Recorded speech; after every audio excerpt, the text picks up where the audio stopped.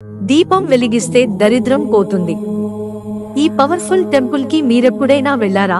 నల్లగొండ జిల్లాలోని సాలిగౌరారం మండల పరిధిలోని వల్లాల గ్రామంలో గత 70 సంవత్సరాలుగా శ్రీ పార్వతీ శంభు లింగేశ్వర ఆలయంలో నందా దీపం అనేది ఆనాటి నుండి నేటి వరకు వెలుగుతుంది. ఇక్కడికి వచ్చిన భక్తులు ఎటువంటి ఆరోగ్య సమస్యలైనా, అలాగే సంతాన ప్రాప్తి, ఉద్యోగ ప్రాప్తి, ఎలాంటి కోరికలు అయినా తీరాలంటే ఈ దేవాలయంలో నందా దీపం వెలిగిస్తే తీరుతాయని అర్చకులు తెలియజేశారు. నల్గొండ జిల్లాలో అరవపల్లి జాతర, అదే విధంగా నార్కట్పల్లిలోని జడల రామలింగేశ్వర జాతర తర్వాత సాలిగౌరారం మండలంలోని వల్లాల గ్రామంలో శ్రీ పార్వతీ శంభు లింగేశ్వర జాతర ప్రసిద్ధి చెందింది. ఈ జాతరకు జిల్లాల నలుమూలల నుండి, అదే విధంగా హైదరాబాద్, రంగారెడ్డి, ఇతర జిల్లాల నుండి భక్తులు వస్తుంటారని గ్రామస్తులు తెలియజేశారు.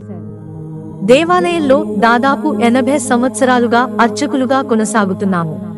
దేవాలయ శిలాశాసనం నల్గొండ జిల్లాలోని పానగల్ మ్యూజియంలో భద్రపరిచారు.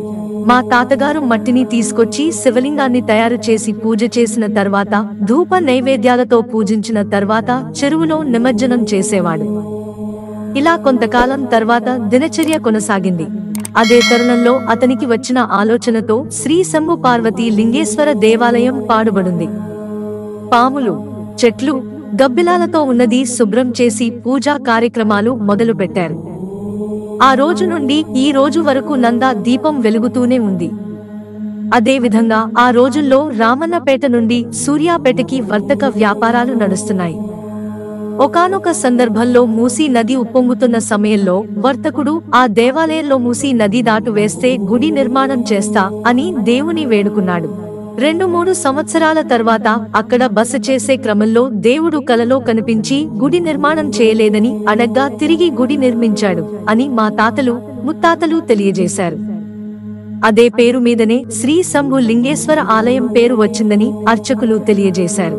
మిత్రులారా, ఛానల్ సబ్స్క్రైబ్ చేసుకోవడం మర్చిపోకండి. ధన్యవాదాలు.